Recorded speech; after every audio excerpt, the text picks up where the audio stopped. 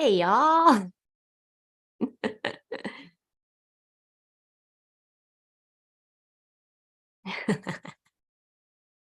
I'm heckin' early. I'm testing our setup because last time we had a problem.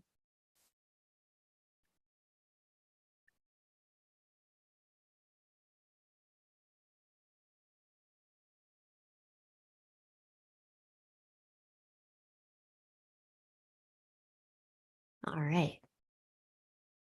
What up? Early hype this time. The last time I did a live stream, y'all, we had a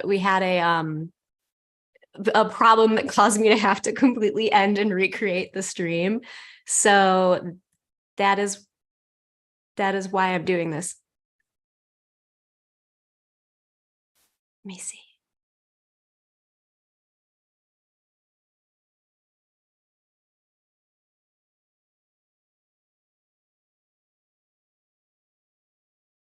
Sweet.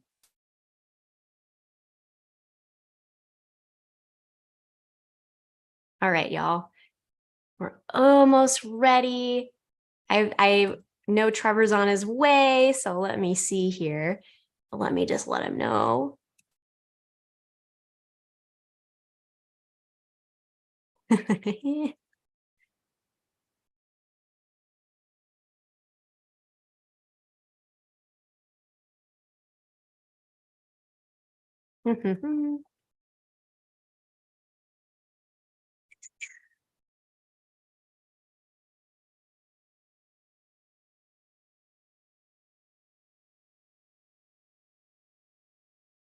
Okay. Yeah, I'm not going to make you guys sit here and like listen to me check the technology, but I did not want a repeat of the last time I did this because it was something weird happened and we had to cancel the stream and all that. So while we're waiting to really kick off the stream, we're about 15 minutes early. I figured we'd spend a little bit of time talking about what I'm planning to do with solo gameplay, which is why Trevor is so kindly helping with this discussion that we're going to have today, because Trevor Devall, as some of you guys might know, is kind of like a legend in the solo gameplay sphere, as far as I know. I'm no expert, but I really learned a lot about solo gameplay because of him and finding his channel on YouTube and then getting super hooked by his show. So I myself had really done very little solo gameplay up to that point, and I even had like a misconception of what really solo gameplay was, because I always thought of it as a little bit of like a choose your own adventure style thing where like you have, like, let's say you have a module and you're going through the module and like, you're kind of peeking ahead if you need to at the DM text, and there's like a set order of events. And while that is one way that people can and do play role-playing games solo, there's actually a much larger sphere of people who play it in an entirely different method, and that's called using an oracle system. And an oracle system is basically a system that you can plug into almost any other RPG that you like at all. Like very, very, I can't even think of one that probably wouldn't work with an oracle system. And the example that that I have on hand here today is called the Mythic GM Emulator. This is the second edition. And the purpose of this book is to give you a way to ask questions about the game world and then to develop and improvise responses to things as they happen. Oh, I think Trevor's here. I'm going to let him in. Trevor. We're getting the tech set up. This is perfect timing. Perfect timing. Hey, Trevor, I already took us live like a real pro. So. But my makeup's not on. I know. It's so funny because last time I did a live stream, the settings were weird, and then I ended up having to cancel and recreate it during the stream and send everyone to a new link. So I was like, hey, I'll get ahead of it. And I guess I really did get ahead of it because now we're totally live. So you're super. You're so ahead of it. You're too ahead of it. I feel your technical pain. This is why I don't do a lot of live streams, because I'm like, I don't know how the buttons. How do you make the people not show up when I'm here? It's just very difficult. So I know it's a nightmare, but it's and I even was going to try to do a more advanced setup than this, and I'm glad I didn't.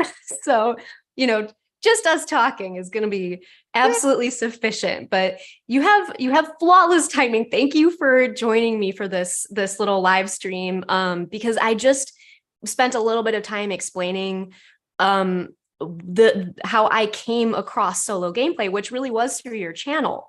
I didn't have a strong concept of what it was. I thought that it was kind of like playing a role-playing game using a choose your own adventure style, where you have like a module and you're, looking ahead to the next room and trying not to DM, knowledge yourself. And it's really very, very different from that. Well, that is a way you could play, but the whole world of solo gameplay is so much richer than that. And you are an expert on these sorts of things. So, everybody, Trevor's here. I'm such a fan. I was like, when I first met you, I was like, okay, be cool. Don't make Trevor think you're stupid. Oh my God. I told you that story. Well, I in the interview with Dave Thalmavor I did the other day, I tell that story about how when Dan from Dungeon Craft said, hey, you should come to Kelsey's birthday tonight. And I was like, she does not know no one's going to know me at all. And then walking in to that restaurant with you and Baron Derop was there. And of course, Dan came in with me. And so I was fully expecting 100% fully expecting you people to go, oh, hey, anyway. And then because, hey, I lived in Hollywood for 8 years. So, that's how it works out there. Oh, no. So, no. Yeah. So I was pleasantly surprised when you rose and went, oh, and I went, oh. I was so excited. I am laughing because I think Dan kind of, Professor DM, he knew that I had kind of been lurking around the Columbia Games booth where you were at Gen Con in the hopes that I might be able to cross paths with you. And you didn't happen to be there in the window that I was able to go by. But I got to talk to all the guys there at the booth and they were so cool. But I think the professor knew that I was kind of like secretly like, I was kind of bummed that I didn't get to meet you in the kind of rare moment of free time I had at the con. So I think he was very pleased that he was able to kind of like bring a whole group of people together in that way. Everybody had a really awesome time. So yeah, it was great. And I said to Dave too, that meeting all of you guys was like, it felt like I've known you for years instantly. It was just yes. like, we all spoke the same language, of course, but it was just like, yeah, no, we all get it. We're all on the same page here. We all got our own styles, obviously. But it was, I'm among peers here. Like we all are here for the same reason. So it was super cool. Yeah, it was fun, and we all love gaming, and that's what we ended up all doing. So it was truly an excellent Gen Con. Way cooler than I thought it would turn out. I was I was prepared to be lonely and not know anyone the whole time. Yeah, me too. I kind of thought, well, I'll be hanging at the Columbia Games booth all week, which is fine. Those guys are great. But I was like, I should really take some opportunities to get to know somebody. But who am I? Well, and then here we are as a result. Here we are. So yes. And okay, so Trevor, I will absolutely spend a ton of time talking about how cool your work is, like both in the voice acting sphere and then, your work in the TTRPG sphere. I could go on and on about it. So I wonder, do you want to introduce yourself and what you do, and then maybe like a couple highlights of what you're known for? Sure. Well, I'm guessing the people who watch your channel, if they know me at all, would know me as Me, Myself, and I, which is started off as a solo role-playing game channel. That's before I knew what solo role-playing was. I didn't know it was a thing. I thought I was being clever and unique and coming up with something that no one had ever done before. Surprise. No, I was not unique or clever. But before that, I still am a professional voice actor. I've been doing it for 25 years. And well, longer than that, actually, but forever. I've been doing it since the earth cooled. I've played hundreds and hundreds of characters over the years. The ones I'm probably most known for are Lego Emperor Palpatine or Rocket Raccoon on Marvel's Guardians of the Galaxy, or I was Dookie on Johnny Test. I was a whole bunch of characters on F is for Family, which we did with Bill Burr and Laura Dern and Sam Rockwell and those guys. That was a fantastic experience. It's been My Little Pony. I've done a ton of My Little Pony characters. So it's been a busy career. And then in 2019, before the dark times set in, quite by accident, I thought, so here's the story. I think I've told it to somebody before, but the story is that, so I know all the Critical Role guys. I've worked with all those guys over the years. Yeah. I saw what they were doing. It's funny because when I first got to LA in 2013, because I was up in Vancouver my whole career until 2013.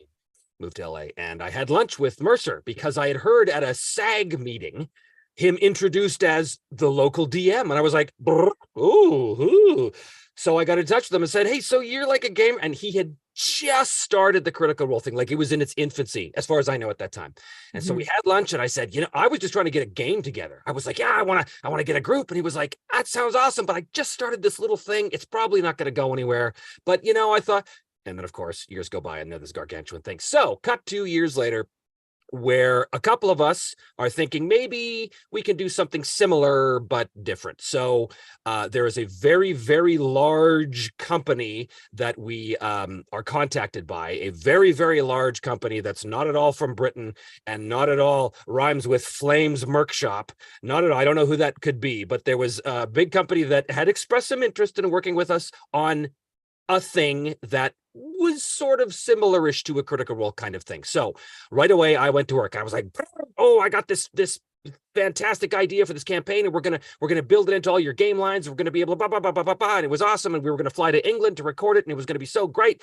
And then of course it all fell apart for all kinds of reasons, because hey, that's showbiz, baby. That's what happens. No. Things just fall apart, But so in trying to get the scheduling done, I realized there's no way I can get these group of actors together, even to have like a regular game. So you know what?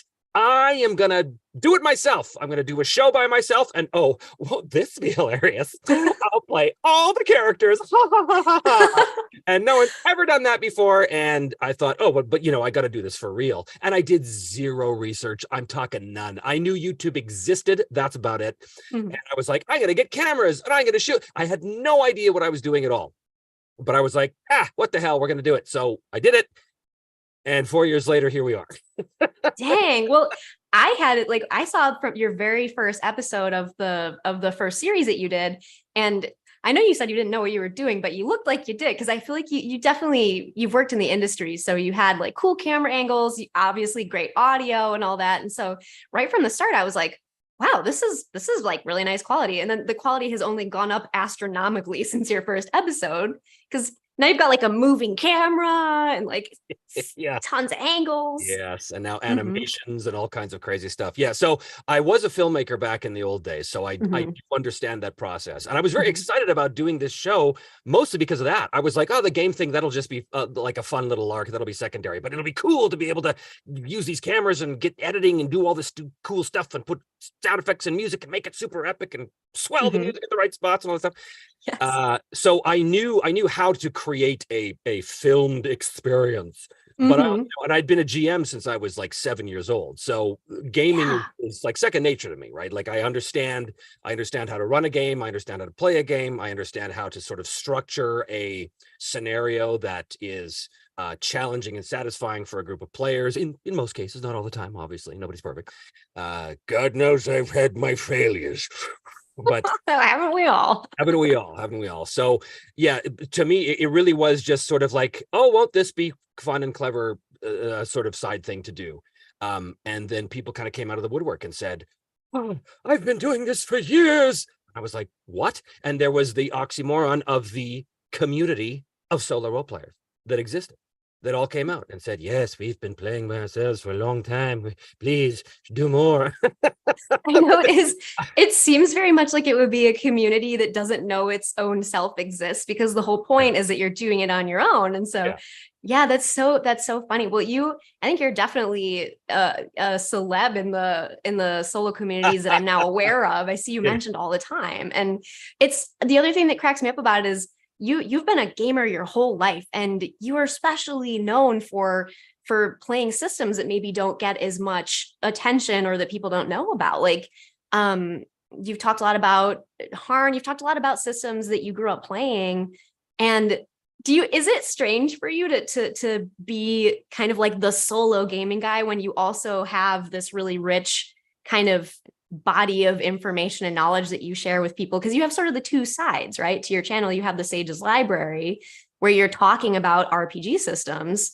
And it's like clear that you have a huge amount of knowledge and experience with all these various RPG systems. And then you have your solo side of things. Like, do you feel like those are like two totally different hats that you wear? Kind of. Yeah. I mean, part of the reason why I started doing the Sage's Library is because I didn't want people to think that I was just some guy that did solo stuff, because Right. you know I wasn't. Right. And I had spent my whole life running games for my friends and playing in games. I mean, so many. I can't even begin to tell you how many there were. And I really had this sort of lifetime's worth of experience with all of these games that nobody was talking about. Yeah. And I was like, I'm desperate to share this. I want, and especially the younger generation, I want the people who only know D&D 5e because of Critical Role, mostly, right? Hmm. And I'm like, that's all fine and good, but Hmm. I just wanted to expose them to the world. It's such a huge world of gaming possibilities and genres and systems and all of this stuff. I wanted to give them the same feeling I had as a kid when I discovered Rollmaster or the Yeah. Paladin role-playing game, where I went, "Whoa, there's a different way of doing this," and it just blew my mind, and I became in love with this idea that there's all these ways to skin that particular cat. Yes. That you Well, don't have to rely just on a D20 based system. And so I became very excited about that. And so I am trying to branch out even more. That's why I did like the Blade Runner series on my channel. yeah. Which was a very classic kind of setup, one player, or sorry, one GM, 3 players. And of course, I turned it into a big production with Hmm. highly edited and music and effects and all that kind of stuff. I'm super proud of that. It's one of the best things I've ever done. Those It's guys are great. beautiful, beautiful. Hmm. But yeah, I love the solo show that I do, and people tell me they love it. People write and they say, "Oh my God, I was crying at the end." It's I so was. I was like in my car because I didn't want my wife to see me. I was listening to it on my phone the last episode because I'd like driven on an errand. And I sat in my car for a half hour, like, Well, that was the goal. That was the goal. But yeah, so I would never stop doing that. But people always ask me about season 4. When's season 4 coming out?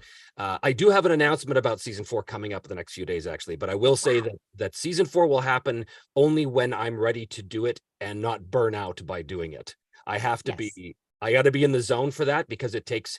Not only is it a huge amount of technical work to create those episodes, it's a huge drain on my creative resources, and I've only got so much to go around. And I am running other games as well, and Hmm. I do actually have to save some of that for my actual voiceover work too, because that's a very creative endeavor as well. So I can't Yeah. just blow the whole amount in one thing, because I will burn out, and I can't afford to do that, because then the channel dies, and that's no good, right? Right. There is absolutely a give and take where I think I don't know if this, I mean, it sounds like this is true for you too, but I go through these periods of having a lot of creative output and then actually really needing to take a break from it and spend sometimes several months recharging and like reading and seeking out new interesting stuff that inspires me. And you can't really force that. You have to let it happen. Absolutely. Yeah. And I remember when I was young, when I was in like junior high school, and or even in university, come to think of it, this is going to sound terrible, but the times when I was most creative and most focused on the game are all the times when I was at work, when I was in class, but all the times I'm not supposed to be thinking about the game. but, Hmm. but those are the moments where I would be like, I would get inspired by ideas because I wasn't completely surrounded by game stuff all the time. So it Hmm. is so crucial to take a step back and go, you know what? I'm going to take a walk in the woods. You know what? I'm going to read, I don't know, Stoic philosophy. I don't know. I'm going to, whatever. I'm just going to do something that is of interest, that is completely outside of the bubble of the game world, because you can get so wrapped up in all of the details that you kind of lose yourself in it. And I think it's better for your work. It's better for your audience, in the case of people like us, Hmm. to make sure that we're constantly able to be inspired by the world around us. And the world around us is much, much, much larger than just the games that we run, right? Yeah, no, it's funny that you said that because I think that I sometimes seek out really strange sources of like media or content that have very, very little to do with gaming. And I often find a lot of inspiration in that. Like, I don't know if you have any secret well springs. One of mine is National Geographic magazine. Like, I'll go pillage a grocery store's like magazine aisle for like 6 National Geographics, and then I'll spend a few days just leafing through them. And I find that really inspiring for some reason. Do you have any particular like go-tos or tricks that you do to try to get yourself inspired? Yeah, for me, it's walking and music. For one, I want to address the National Geographic thing, though. Mhm. That's hugely important, because it's visual. It's Yeah. tons of pictures of the world and of different places in the world that Yeah. we don't often we don't go there immediately, right? Like if you're thinking classic Northern European fantasy, you're not thinking, okay, a picture of Vietnam, right? Right. Those pictures make you go, oh, what if this? So because it is visual, because it has a frame of reference that we can reference. I've always felt that as a creator, that's crucial, that in any game world you're portraying, you have to have a frame of reference for the players. They have to immediately be able to hook into, oh, so it's kind of like that. I'm not saying everything has to be a direct analog to an Earth culture, but if there's no aspects of an Earth culture to it, it's harder to see it and to feel it and to sort of immerse in it. So I think, the Nat Geo thing is great. For me, it's music. In fact, before every episode of season 3, I would take the headphones and I would walk in the woods by my house and listen to scores, like orchestral scores. And I would just see where that takes me, because nothing with lyrics, nothing ever with words, unless it's like Gregorian chant singing or something like that, but nothing contemporary, always sort of orchestral scores, big swelling, epic kind of music, because that stuff really puts me in the mood. It puts me in the mindset, and right away I'm like, and then I do see inspiration all over, right? I can see an eagle flying up and landing in a tree, and suddenly that's like, and that hits an idea. Oh, that's an image I can use later, So yeah, music for me is I respond hugely to that. Nice. So that's a really good, I might have to try that trick too. I think that really, if you try to break outside of what you're used to too, for what you go to normally for inspiration, sometimes that can really they can give you a lot, So I'm going to try that. I'm going to walk around with some music next chance I get. Once I'm out of we're still in it's 115 every day in the Mojave Desert where I live. So I might have to wait on that one, but next time. So, okay. Now I know that, again, solo gameplay is something that you're known for. It's not the only thing you're known for, but it is something that you're really well regarded for. And I am new to solo gameplay, and I think a lot of people out there are. People are just encountering it either through your channel or because it's being talked about finally more. And I'm super curious about just how would someone get started with this? Because I don't know what I'm doing. I have the Mythic. I'm proud of myself. I've been studying the Mythic there it is. emulator. Yeah, which you've used a lot. You've used in two of your full seasons, right? And you've also used some systems that have a built-in Oracle, like Ironsworn, but you've used Mythic a lot. And if someone like me who doesn't know what I'm doing wanted to get started in this, what are your absolute best tips for what I can do to wrap my head around all this? Well, I can only tell you, what I know. Yeah. And as much as you hail me as an expert, I would never use that word. I started this because I wanted a way to be able to experience the mechanics of a certain game, to learn it. So I do a series on the channel right now called Featureless Great Plain, which is specifically taking just a combat system from a game, from various games, and running a simple one-on-one combat between my character Black Jay. It's always Black Jay. It's always because that was my first character, and orc, and a simple orc. That's it. We have this fight just so, because that's how I did it when I was a kid. Or not just when I was a kid. Every time I learn a new game, I'm always like, okay, character creation, great. Combat, great. Let's figure this out, because that's where you get the majority of your core mechanics in most games. And I want to understand thoroughly the core mechanics before I go further. So that's what I did. So essentially, for me, solo role-playing was just an extension of that. It was, okay, so I'm doing essentially a mock combat between Simon and, this orc. And then I thought, well, wait a minute, what's the scenario? What if I want to build up the scenario a little bit? So now they're not in a featureless Great Plain. Now Simon's fighting this bandit, we'll say, and it's in a forest. Okay, great. So it's a forest. That means I can now use these rules for cover. Now I can use these rules. Okay, great. So I'm looking at the mechanics of the game going, how can I incorporate this? And gradually you go, okay, now wait a minute. Why is there a bandit here? And why is Simon here? And then you start to create, okay, well, now there's reasons. And pretty soon you've got this whole thing. But how do you start to do it? Well, first of all, I wouldn't know what to say to someone who's never actually played any RPG before, because that's a whole other thing. Again, I was playing my whole life. So for me, the solo thing is an extension of what I was already doing sort of instinctually. But so we'll assume that people have played games. and they want to solo for the multitude of reasons that people want to solo. I would say the first thing you need to do is first you have to get some sort of Oracle, and all an Oracle is a version of a GM. Basically, it's a system by which you can ask questions, essentially the same kind of questions you would ask a GM at the table, right? Yes. Okay, I want to see if the door is open. Is the door locked? Well, instead of a GM tell it. Oh, there we are. Are we not live? We're not live? Are we recording? Check the chat, you're not live. What? Yeah, what? Oh, Jiminy Crickets. It says Trevor. live. It says live on YouTube. Well, technology. Let me look. I'll look too. Let me look. I see us as live. What? Oh, Lord. This is Do you have a chat open right now? I think I do. Ask the people. Yes, you are. Well, chat, are we live? Huzzah.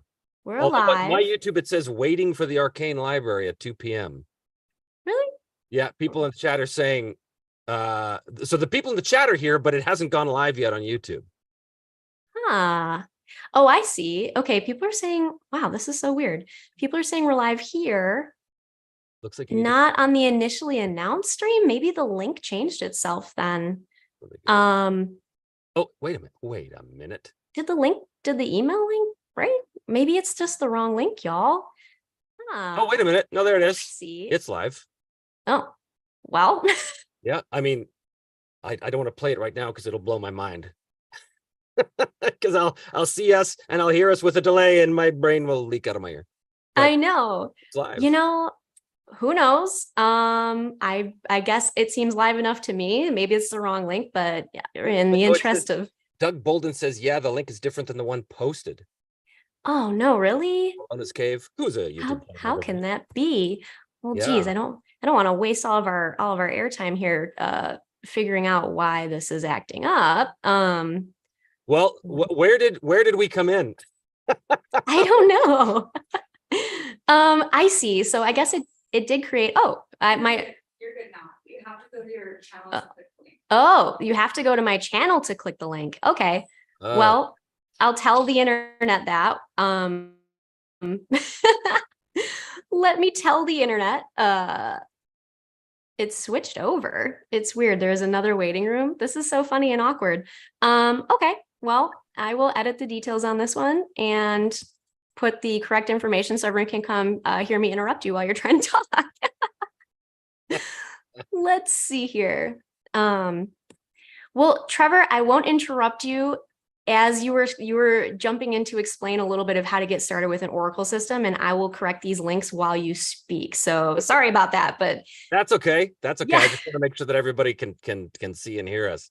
so do I. Yeah. So for those of you who are thinking about getting into solo roleplay for whatever reasons you may have, the couple things you would need is you need a game that you want to play. You need a role-playing game that you want to play. That can be something that I have said before that it should be something you're familiar with, but it doesn't have to be that. In fact, in my third season, I played the game Dominion Rules, which I'd never played before. So I kind of broke my own rule there by saying, you should only play something that you're familiar with. That's not true at all. In fact, solo roleplay is a great way to learn new systems as you go. So it depends on your tolerance level for system complexity and stuff. I would say a more complicated game like, I don't know, let's say Pathfinder 2 with a lot of moving parts. I would say probably be comfortable. If you're going to use that game, make sure you're comfortable with that game's mechanics first, because what an Oracle does, and an Oracle is just a stand-in for the GM. It's the system by which you ask questions of the world and the world answers. Mhm. That is a system that you kind of have to internalize all on your own. And so to try and learn two big systems at the same time might be too much, depending on the game and the person. But in my case, I knew Savage Worlds in season 1. I knew it very well. I'd run it a lot, so I was very comfortable with it, which meant that I had the time and mental headspace to learn how to use the Mythic GM emulator. Now, I had used it in the past, but mostly as a GM tool, as an aid. So like when I was running a game, I would have it there. And then if the players did something that I had no idea what the answer was, I would consult the Oracle and make something up on the spot. But that is essentially what the Oracle does. It is a jumping off point. It's an inspiration point for you as a creative mind to fill in the blanks that the GM would normally, to give the answers that the GM would normally give the players. So, yeah. Well, and I was going to ask you, because those are normally framed around sort of yes, no questions, right? It's not like a complex question, or it's not really a scene setup. It's more like, is something true or not? That's kind of what you're asking the Oracle, right? Well, that's the basic of it. That's where it starts. But you can actually use the Oracle to answer anything you want. Like part of the thing I love the most about the Oracles, especially Mythic, is the descriptor tables. So when you get to a situation where you're like, okay, so there's a trap in this room. I know there's a trap. My character rolled a successful perception. I know there's a trap. Okay, what's the trap? Well, it's a angry, I don't know, rock. Angry rock. Oh, wow. Well, that means that it's a ceiling trap and things are about to collapse. You know, the about to cave in. So I love that. So those kind of oracles really flesh out the details. So it starts with yes and no, and then extreme yes and extreme no, which have different meanings. But you can, especially in the second edition that you have there, it's really, really fleshed out. So there's all kinds of tables you can roll on that are very specific to the genre, to the situation you're in. Really, I think that book that you have there is sort of like the one-stop shop.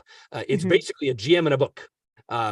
But what that means is you are, as the solo player, you are doing double duty as a player and a GM. And there's a number of ways to sort of handle that. A lot of people, like me, when I play the game, I do kind of step outside of Simon quite a bit in the first season. So maybe I'm not sure how he's going to react. So I'll use the tables for that. Whereas some people might say, no, I always played from the first person perspective of the character. So he's always going to do this. But that's fine.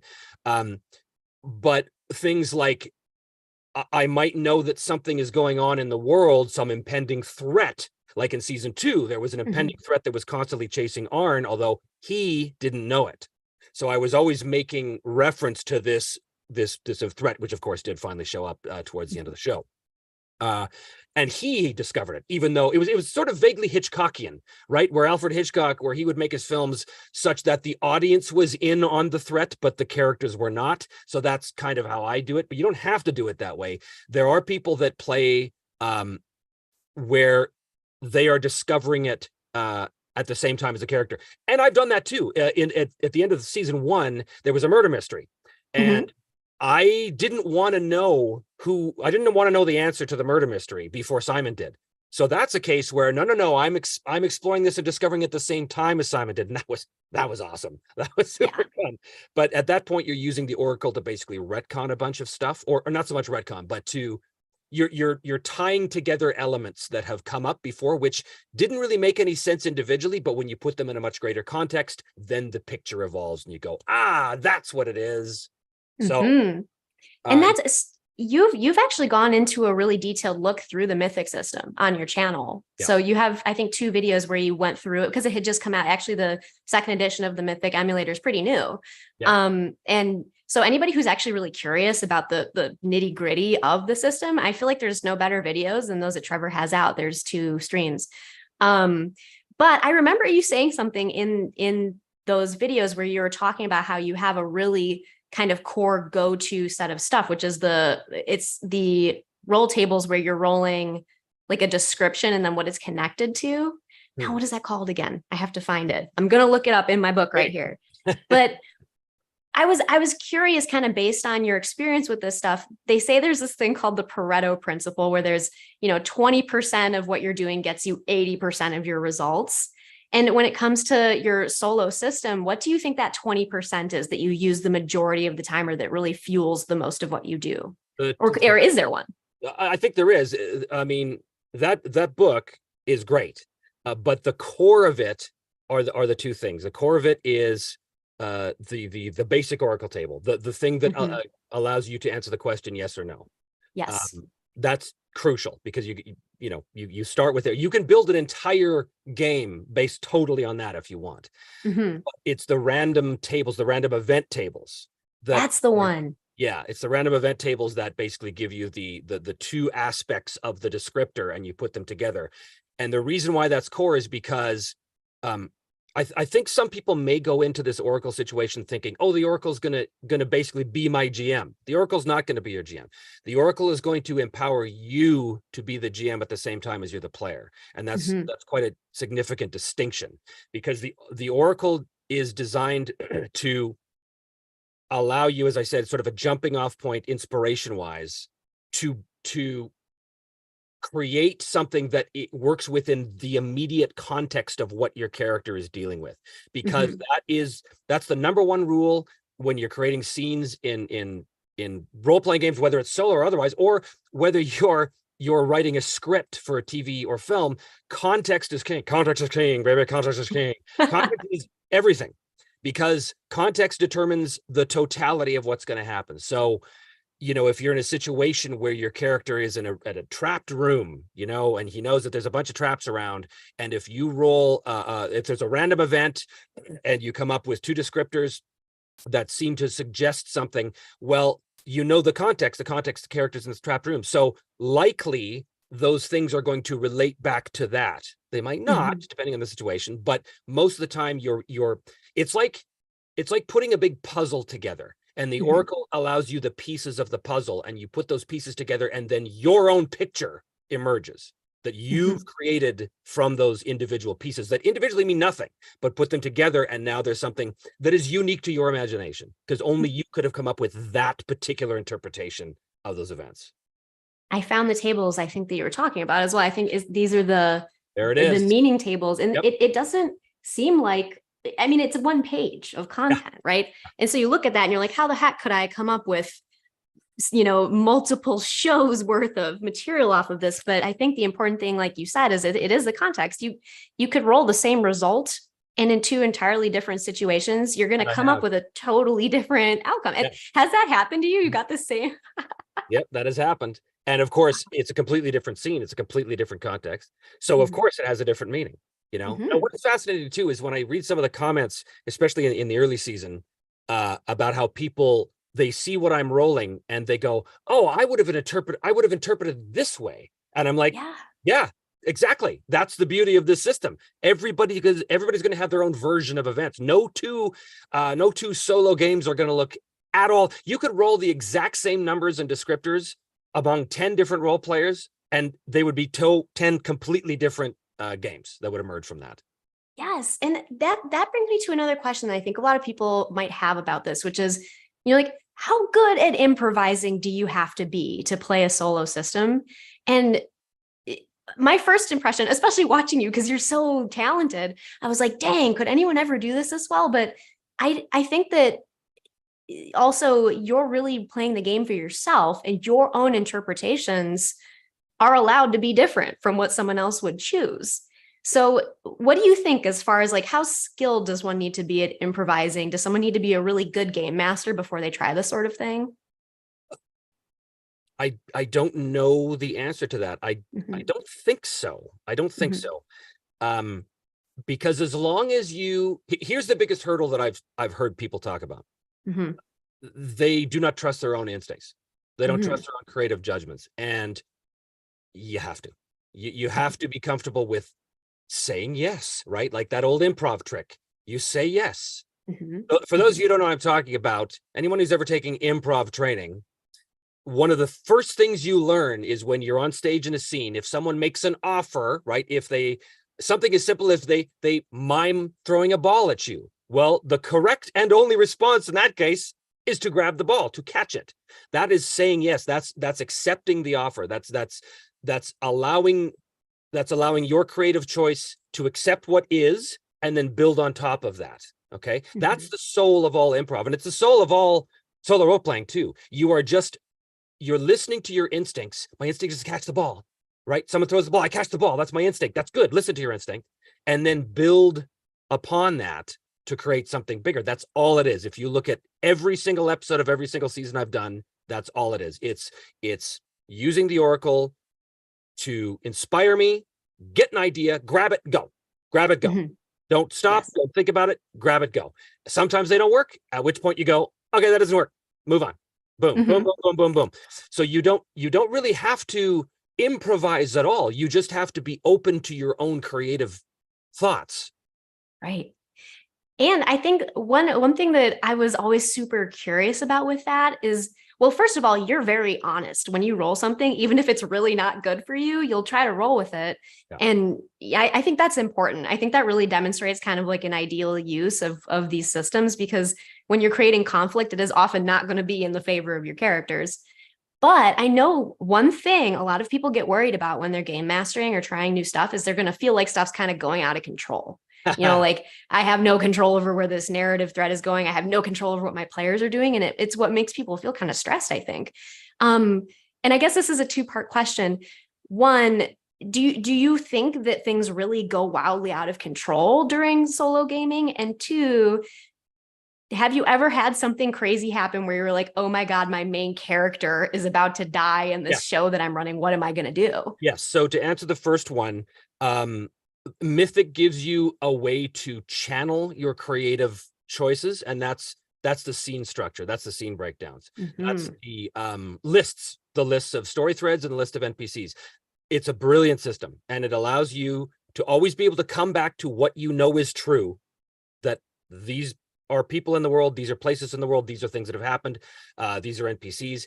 That always allows the context to be kept within focus.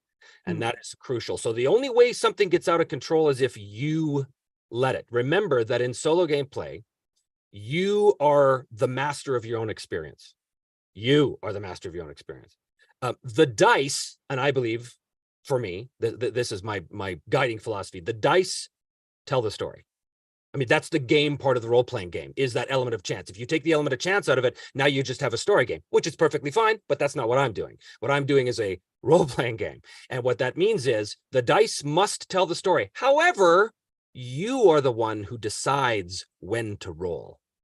So it's this balance between surrendering control, oh my God, I don't know what's going to happen with the dice, and being aware that if I choose to roll in this moment, I'm going to be surrendering control. So you never want to roll dice in a situation where you don't understand the stakes. And that goes for GMing too. You never want to have characters just rolling dice if there's no stakes, if there's no purpose to those rolls, if there's no consequence of failure, or even benefits to success. I mean, these are bits of advice we get in virtually every game book, right? Is don't roll unless it's absolutely necessary. And what that means is don't roll unless there's something at stake.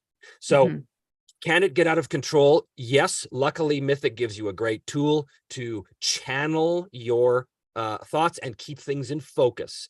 Now, has it happened to me? 100%. If you got to the end of season 2, there is a moment which we call the Great 91 moment, where spoiler alert, I'll try not to say anything to people who haven't seen the end of season 2, but you should go watch because it's awesome. Basically, the whole season drives towards this big climax, this big confrontation. And when it happens, the worst possible thing that could happen at the worst possible time happens. And at that moment, I thought, it's over. This whole season is going to be for nothing. The main character is going to die. He's going to be killed here. And you know what? I was fine with that, because that is how a game works. If I was writing a script, I wouldn't necessarily want to do that. But this is not a TV show, even though I structure mine like a TV show. This is still a game, and a game means if you're in a fight and you're rolling dice, there's got to be consequences. And in this case, the consequence was death. So I was like, okay, well, I'm going to roll this dice. There's one chance, this tiny 10% chance, that the character can do a thing that makes sense within the context and pull himself out of the fire. And by God, there was the roll. Boom. And you can see it on my face in that episode where I'm just like, oh. So yeah, that was horribly out of control, but I loved it, because at that moment I was Arn in that tower, and I was like, come on, buddy, come on, you got to pull out, you got to get out of this. How is this good? I remember seeing that moment happening and literally thinking to myself, like, extremely meta, like, I don't know how Trevor's going to pull this situation Neither out did of what's Trevor. Neither did Trevor. There was another scene actually in the first season, I think it's episode 10, where there's this great big battle in this temple where these two warring gods are trying to flood the town. And basically the battle in the temple is mirroring the efforts of the gods on the outside. So you've got this giant tidal wave coming in, and there's a timer, there's a countdown happening that if the characters don't achieve what they need to in time, they're dead. There's no escape. And they kept failing. And there's a moment where you see me go, oh my God, we're all dead. And it was 100% legit. Like, oh, I guess this is the end of the campaign because they're all going to die and there's no way out. Oh my God. And well, it's funny, the very, very first episode of your first season had and I don't want to necessarily ruin it, but if you guys haven't seen that by now, I mean, come on. I put the link up. Come on. The first episode begins with a very unexpected change to the whole party setup. Because I think, correct me if I'm wrong, it sounded like you were originally planning to have kind of two characters from the outset. Yep. That had to change pretty quickly. So yeah. Something I did, and this arose 100% naturally out of the gameplay. Yes, Simon was trying to rescue his best friend from being executed. And I thought, okay, well, it'll be great. It'll be a great example of how Savage Worlds work. And he'll go in and they'll fight off the guys and they'll go and it'll be cool. And of course, in episode 1, and this isn't much of a spoiler because it's, episode 1, but in episode 1, he can't save his friend. And his friend gets killed in front of his eyes. And Simon has to turn and run for his life. And that's where episode 1 ends. And I'm so proud of how that happened. I didn't plan that. That was me going, uh-oh. Yes. But I didn't plan that. But the reason why I'm so proud of it is because so many people, I think, watch the show or the game and they think, oh, the main character has plot armor. Of course, the main character, of course it's going to, and I'm like, no. Let me assure you right now from the outset, people can fail. And when they fail, there has to be consequences for that failure. And Simon spends the next few episodes dealing with the consequences of that failure. Yes. So, but again, that's only one play style, man. Like there's tons of different play styles out there. If you want to run a game for yourself, remember, you're the master of your experience. If you want to run a game for yourself where you do want the character to have plot armor and you do have an idea of the final scene and you just want to see how the character gets there, that's fine. Not my cup of tea. I have like zero interest in that because at that point, you're just telling a story. You're just filling the details of a predetermined story. But there are people who like that, and all the power to you. I mean, it's your game. I'm not going to come in and tell you how to play it. All I can do is tell you how I play it.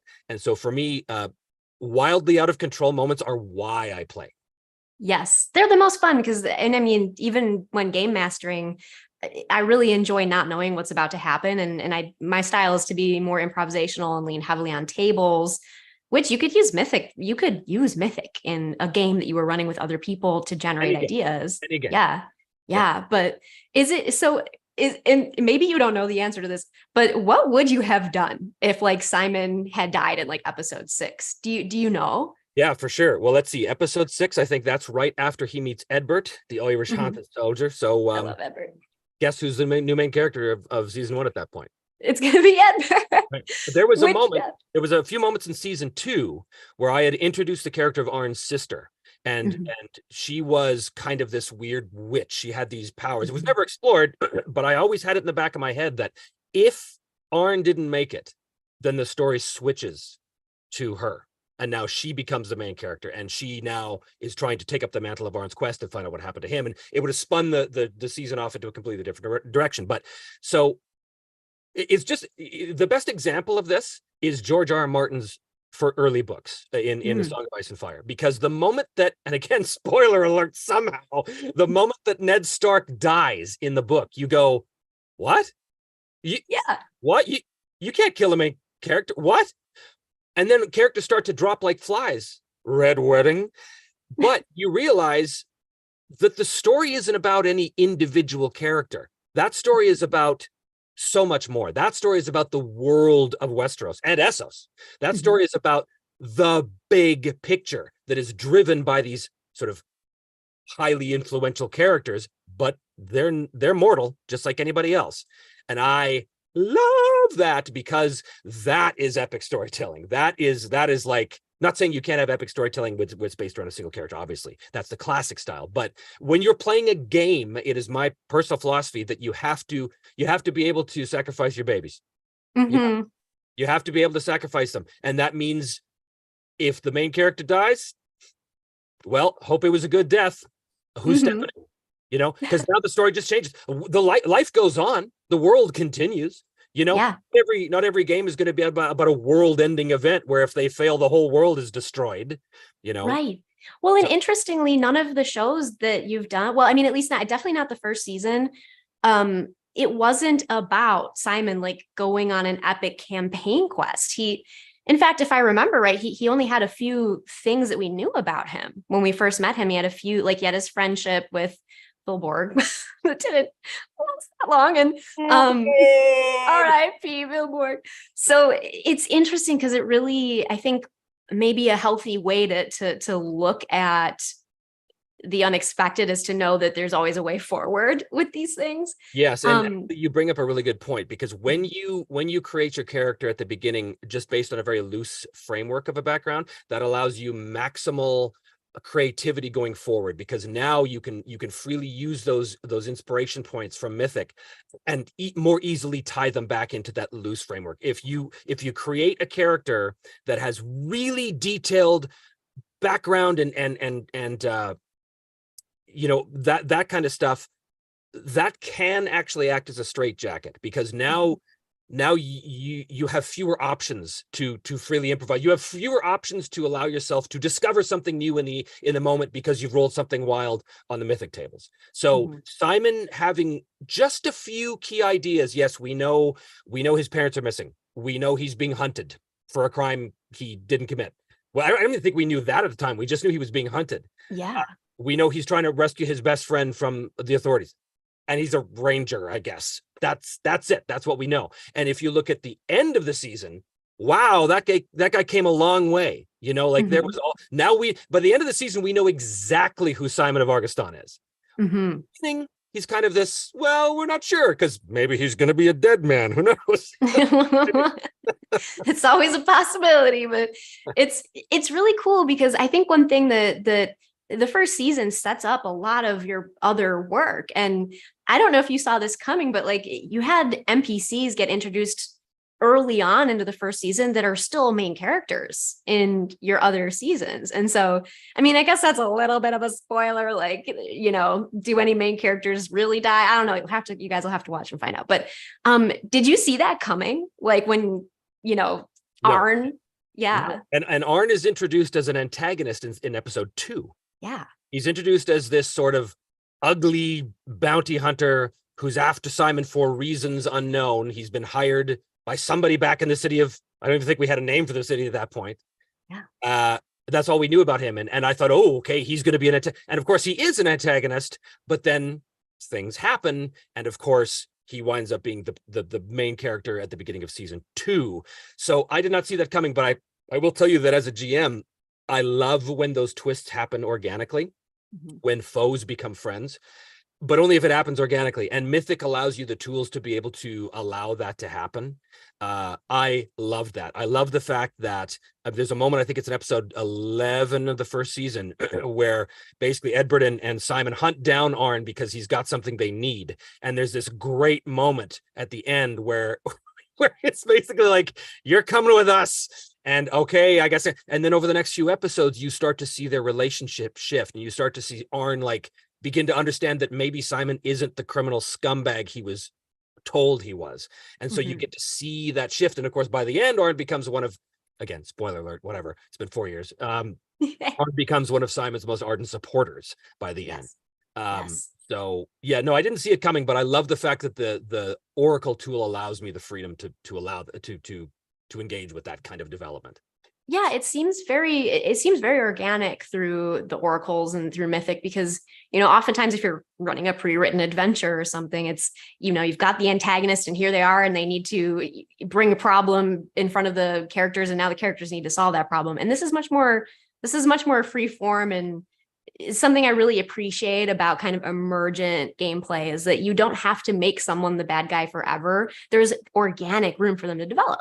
Yeah, for sure. And actually, you know, what you say reminds me of a super crucial point, is that no matter what your scene is, especially, and again, this is solo or running a game for a group, it's all the same. No matter what the situation is, you must introduce conflict to the characters. You must. because without conflict, there's nothing for the characters to struggle against, and without struggle, there is nothing happening. So many people say, oh, my session just died, nothing really happened. Well, that's because you didn't have anything happen. Raymond Chandler said the famous thing about, if you don't know what's going to happen next, have the guys with guns burst into the room, figure out who they are later, right? That's really good advice, because it keeps things moving, and it keeps, as long as you are introducing constant, well, I shouldn't say constant. The characters always need a breather, right? The characters always need to come out of Moria and get to Lorien. They need their moment of breath. But there should always be conflict brewing at the very least, because the essence of any good game is the same as the essence of any drama, which is a character needs a thing, wants a thing. And in order to get that thing, that character must overcome the obstacle. And the only way that happens is if the obstacle is hard to overcome, because if it's just easy, then it's boring and we fall asleep and we don't care. There's no fun in that, right? Yeah, but the bigger the obstacle, the bigger the conflict, and the more exciting and invested your players get in. Yes, that is so true. That is so true. And you see that play out in your show. It's really, honestly, I think it made me a better game master just watching you do that. So it was really, really fun to see. I'm laughing because you have a few characters who become so beloved. And one of my favorites is Carlos. And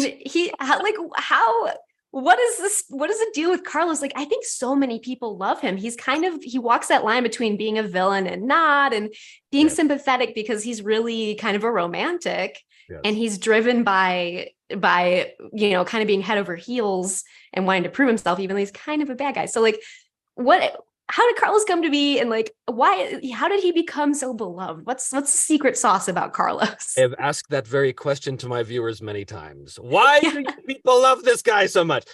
So Carlos, I'm actually, in retrospect, I'm very proud of Carlos, because Carlos is one of those, well, he's a character like any character in my games. He was invented out of whole cloth in the moment, but he's the very first opponent that Edbert fights at the beginning of season 3. And at that point, he's just some guy on a beach who happens to get in Edbert's way. and it's only the next episode that, well, he needs a name, he needs a personality, because Edbert's got him at sword point, basically saying, Roy, you're going to take me to this, you're going to tell me what's going on, or else. And the Spanish accent just came. And because, it was sort of a Pirates of the Caribbean thing. And I thought, I think my subconscious was saying, well, you have to have like the Spanish Armada. You have to have that aspect. So it just sort of came out, and Carlos was sounding like this, and that is the way it was. And because of him sounding like that, suddenly there was this whole like empire that existed in the setting because of that. So it changed the world as soon as I put that accent to Carlos. It was pretty great. But as time went on, Carlos, he's not just some guy. Now he's the navigator of the ship. Okay, well, so he's got some status. Okay, well, that means he's got to have something about him. What does he want? And of course, it was something to do about he's craving love or whatever it was. And that series of descriptors created this character who was, yes, he was absolutely a traitor. He was a traitor and a scumbag pirate, but he kept coming back, and he was so in love with Vale. And that was also random. We didn't know who he was in love with until Vale as a character emerged. And then it became, boop, boop, boop, boop. And again, it was all about context. So people love him and they hate him. There are just as many people who are like, that Carlos is scum. Why does he should die? I'm like, yeah, tell the dice, man. I love Carlos, but it speaks to the strength of the method, because you see him go from being kind of a walk-on to having motivations, and you understand why he is the way he is, which again is, I think, a really powerful thing about having this emergent style to what you're doing, because you really do empathize with the guy. Like, he really is in love, and you can't blame him. We've all been there. So or Carlos, like, I hope we see more of Carlos. I know you've done a couple little shorts that are hysterical with him talking to an enemy. He's sort of the lackey to an possibly bad guy. So that was that whole series. I've done 3 little shorts now called Conjure on the Beach, and it's entirely taken from the footage that's from the post-credit sequence at season 3. And the post-credit sequence is a thing that happens where Carlos emerges quite alive with this weird tentacled brain sorcerer that is convinced that Edbert betrayed him. So he's now he sends, we will find Edbert and we will. So that's sort of the cliffhanger at the end of season 3. So when the Wizards of the Coast debacle was happening at the beginning of the year or end of last year, I was just struck with this sudden inspiration to just use the exact same footage of Carlos and Urazvat, which is the tentacle brain, and just recut it into different and just put a voiceover to each character and just create a new little thing. And I thought, this is going to be so stupid. No one's going to like this. But I did it and people went nuts for it. And so I did more. And I've only done 3 because I don't want to force it. I do it when when Wizards of the Coast does something naturally stupid and I just feel compelled to comment on it. That's how I comment on it. Those were a great balm to me during a difficult time. So I really enjoyed them. The Conjurer on the Beach. It's extremely fun. I hope everybody checks those ones out too. But you should watch season 3 first, because putting it even further into context, knowing the whole of season 3 is what makes it truly hysterical. So yes, when you know who these characters are, and because the Conjurer on the Beach is sort of like the comedy version of these characters. Yes, which isn't really the case in the main season, but it's very lighthearted. So I love it. Okay, no, I think that we've already actually been on for like close to an hour because I started early and I totally jumped Trevor being like, we're live now.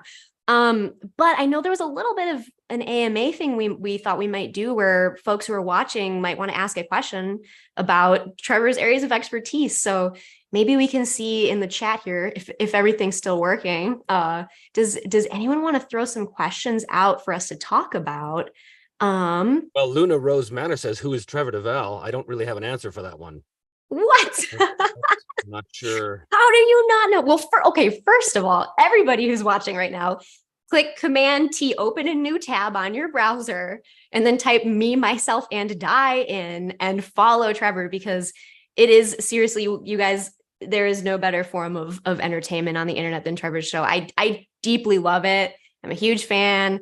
And I think that you guys should scope it out too. There's so much cool stuff there. So do that now. We'll wait. You can just tab and type, hit subscribe. But yes, Trevor is someone who hardly needs an introduction.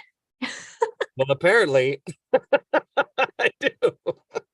No, it's so I think I guess a recap, if some people missed the very beginning here, because the link kind of got weird, I guess, is Trevor is a professional voice actor, a really experienced and kind of veteran voice actor who's voiced a lot of really cool characters that you guys might know, like animated Rocket Raccoon, Lego Emperor Palpatine, tons of cool characters.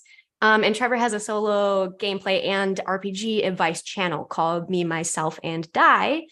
He talks a lot about, systems that might not be as mainstream and ones that deserve a lot of attention, that maybe aren't such in the limelight, which is how I discovered Mythic. I discovered the Mythic GM emulator through your site, so through your channel. That's awesome.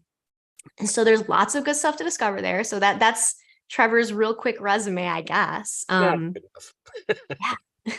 I do see a question that came up in our chat. So Tatum is asking, what are your 3 criteria for a good solo RPG? Like oracles, mechanics, flavor? Do you have a criteria there? Yeah, you need a solid oracle that's going to stand in for the GM, something that and that you can get to know very quickly, because it has to move very fast. The oracle has to be internalized very quickly, otherwise you'll spend too much time trying to figure out how to learn the tool, and that can kill your pace. The other thing is use mechanics that you like. You don't have to know it. You can learn to play them as you go, but I would say use mechanics that you feel are appropriate to the kind of pace that you're looking for. So for me, on the channel, one of my favorite games of all time is Hornmaster 3rd, but there's no way I would run Hornmaster on the channel, because Hornmaster is not a fast moving resolution system. It's a very detailed moving resolution system, which I love.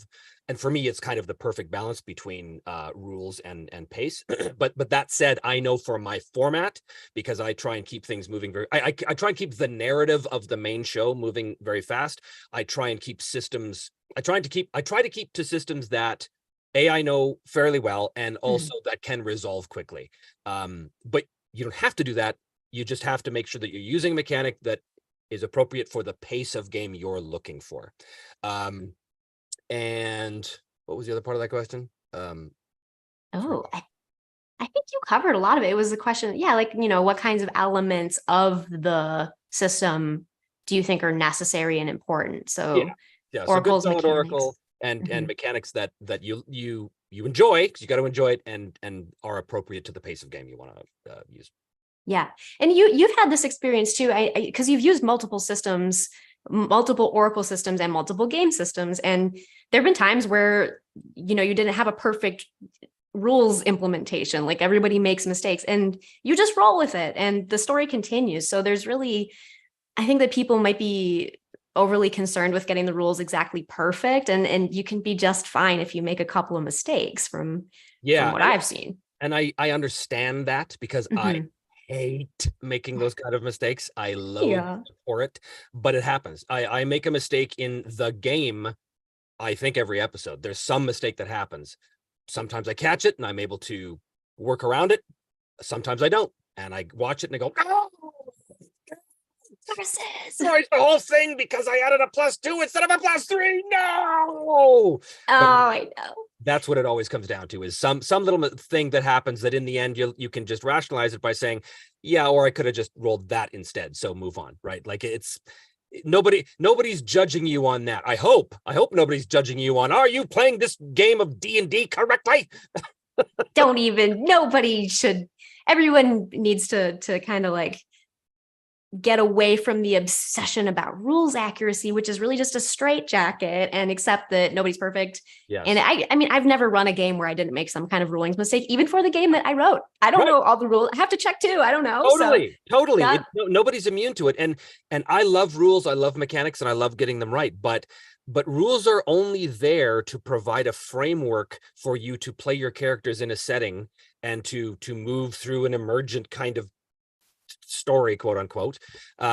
So that's all they are, man. That they're as Dan from Dungeon Craft says, they're just math rocks. It's just different shaped math rocks. To I don't always agree with his assessment on that, but I totally understand his point, right? Don't sweat the rules, man. Just play something you enjoy, and if you make some mistakes, guess what? You're human. Oh no, aren't we all? That's right. Even Trevor makes mistakes, so that means we're all allowed to. So I see an interesting question here. I'm super curious. I don't know if it's funny. I'm like, have you ever been asked this? You probably have, but someone is asking, Josh is asking, do you feel that performing the voices out loud is a key to your immersion, even if you are alone and not recording? Do you perform the voices out loud when you're like, if you're totally by yourself? Yeah, I do. Because that's what I do. Yeah. My whole professional career has been has orbited around this idea of creating character based on my voice. So that is a huge thing. And if you ask any of the players that have played with me since we were 7 years old, when they watch my stuff, or if they watch especially a cartoon that I've done or something, they can always hear and they go, oh yeah, he's doing that merchant NPC he used when we were in Waterdeep that time. Yeah, okay, we know that one. They can call it. Yep, yeah, I know that one. It's rare. My goal is actually sometimes to create new characters that my old friends will be like, that was you? I'm like, ha, still got it, baby. Yes. It's funny because I've listened to your reels before where like it's doing like quick hits of all your characters. And there are some times where if I didn't know it was you, I would have no idea. Like there's just, like there's some kind of so different element to the way you're performing that I'm like, wow, I would have never guessed that was Trevor. So you definitely have a wide range to draw from. Well, that is the goal. But yes, I definitely do. I definitely do speak to myself in funny voices all the time by myself. Excellent practice. I totally talk to myself in the shower and stuff when I'm trying to work out like what NPCs are going to say in the next session I'm going to run. So, hey, it's totally fun to do. I see some people asking as well that a lot of people are asking whether you're going to use particular XYZ system in your show. And I don't know, I think isn't the answer to that kind of like wait and see? Wait and see. Yeah. As I said, I'm going to have a bit of an announcement in the next few days about that kind of stuff, I think. So yes, that's pretty soon. That's really exciting. Yeah, because I can't believe I forgot to mention this. So last night I hit 25,000 subscribers, which for me is a pretty huge deal, right? Like Congrats. thank you. It's kind of drop in the bucket when it comes to, YouTube as a whole, but a little guy making silly voices and rolling some dice, 25,000 is pretty good. That's good. So I had filmed just on the last second on my laptop. I had filmed like a reaction video as I'm waiting for this thing to tick over to 25,000. As I'm doing that, I'm realizing I'm talking about season 4. I'm talking about my process. So I have to go back and make sure I didn't say anything that's going to complicate matters down the road, but I will be releasing something that should speak to season 4 soon. Ooh, that's so, I can't wait. I'm so excited for season 4. Anytime you put something out, I'm like, yes, entertainment. All right. Wow. Any more questions? I wonder if let's try to grab a couple more so I don't keep Trevor way past when I promised, but hey, good. I'm here for you and your viewers, so it's all thank you. Honestly, sometimes I feel like when talking to friends who also work in the same thing that really we could go on forever. So yeah. It's something we all love talking about. I have a fruit fly attacking me. Oh. Okay. I don't know where they came from. So someone is saying, well, someone's asking, like, when did you start really diving into solo role playing? Because you said you had done it before your show. Have you been doing it a lot before your show, or were you No, I had done it purely as an exercise to teach myself games. Purely as that exercise. So I remember the first sort of solid memory I have of it is when I bought Roll Master, the big blue box set. I think that was in 82, maybe 83. And I was pretty young, and I remember bringing that big old blue box set home and opening it up and making a character, of course, Black J, Paladin, naturally, and trying to struggle through the Roll Master rules as a 12-year-old boy or something. That took some doing, but I got through it by God. But it was the same thing. It was okay. I've created this character, and now flip to the monster manual basically, and okay, there's an orc. All right, what are his stats? Okay, all right. Now I'm gonna get the 2 little bingo chips, which I used as counters because that's what I did, and put it on my hex grid.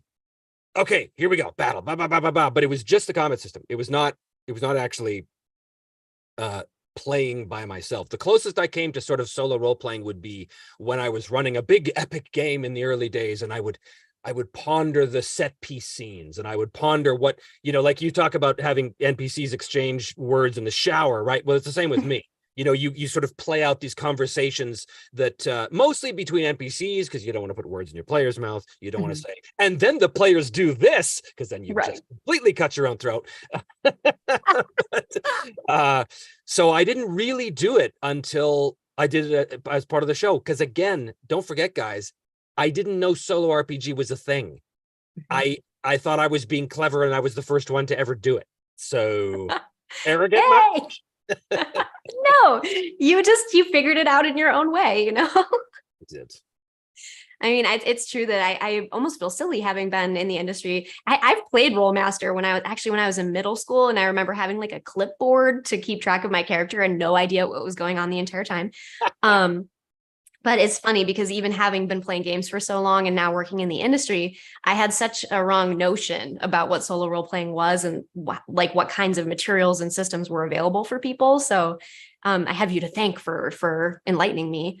Now, okay, let's do a couple more questions because these are cool questions. Someone's asking, could Trevor coach Kelsey in starting a solo game? You just did. That's what we just did. So I'll probably be doing a couple. I mean, I had a Kickstarter that did surprisingly well, and so I threw a stretch goal in there for saying I'd try my hand at running some Shadowdark games using Mythic and publicize it so that you can all see my flailing and enjoy it, and I will make Trevor look even better by comparison. So I'm going to give it a shot though. So I think based on our conversation, I feel like I have some good groundwork to go off of, and I don't feel so intimidated about it. So you shouldn't. Yeah, I think it'll be fun. But what is the last, let's do a couple more questions. All right. Question. Something about fruit flies. Where do they come from? All right. So what do you guys think about the use of AI tools for playing TTRPGs? That's interesting. Playing games?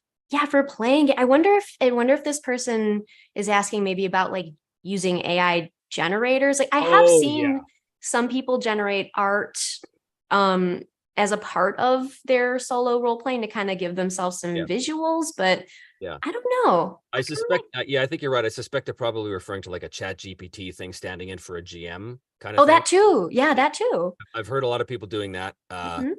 If you want to, great. I have no interest in it because for me, the fun is in doing everything the Chat GPT is doing. I want to be the guy who comes up with that stuff. I want to be the one who rolls the dice, interprets the events, and enacts them for the character. I don't want some other thing. If I wanted that, I would, go play a role-playing game with my friends.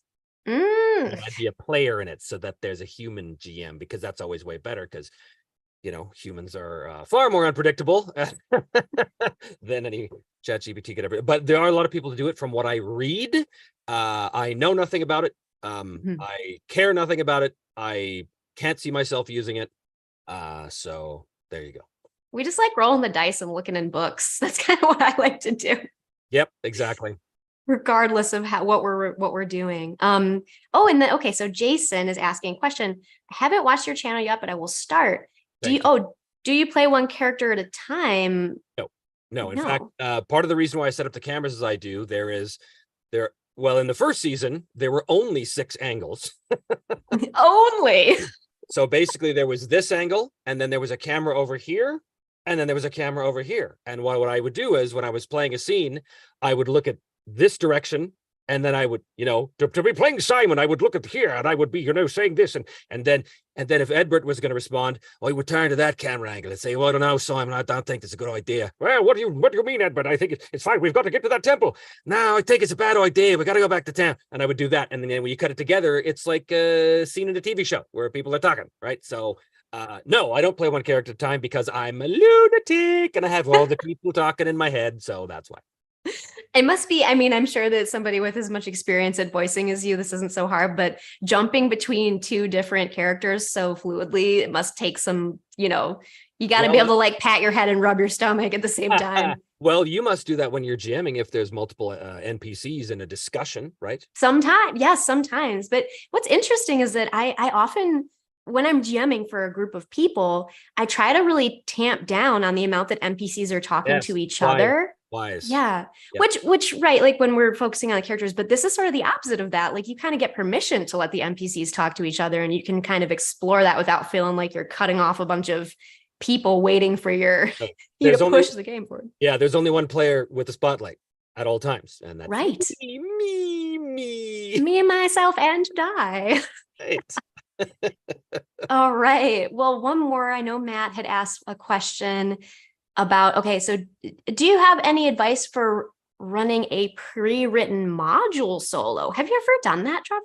No, but that is something a lot of people do. I honestly don't know the first thing about that. I don't know how it works. I'm not against it or anything. I just don't know anything about it. I know that I think how it normally works is that people have the module and they basically read, depending on the module, a lot of old school modules have like box text that you read to the players kind of thing. So a lot of people will, they enter the room and they read the box text and then they don't look at anything else. And then they allow their character to sort of explore and do the things you would normally do in that situation. And then they kind of look to see, oh no, there was a trap, whatever. Yeah. I think that's how that works.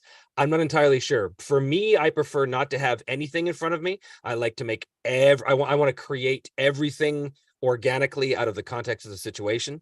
But sometimes, it sure would be a lot easier if I had an actual, proper dungeon map ahead of me. Like there's a whole thing in season 1 where they're exploring this temple, the Temple of Thurzan, and they go back a couple times actually. So it was very old school, go in, get out, sell your stuff, go back into the temple.